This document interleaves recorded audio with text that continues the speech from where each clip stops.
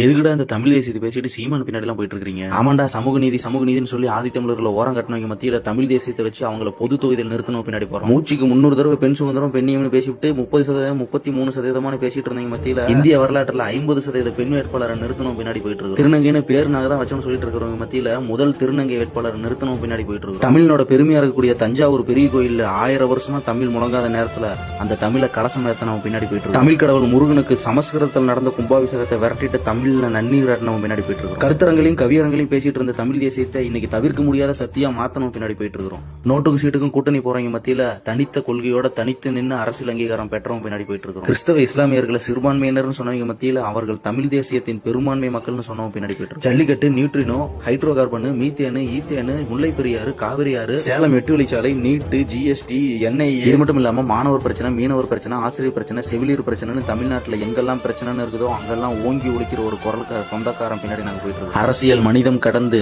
இயற்கையும் உயிர்மை நேயத்தையும் முன்னெடுக்கும் எங்கள் வாழ்வியல் ஆசான் அண்ணன் செந்தமிழன் சீமான் அவர்களுக்கு இனிய பிறந்த நாள் நல்வாழ்த்துக்கள். ஏறியாட்டிங்கன்னா தம்பி தங்கச்சிங்க இருக்கும்.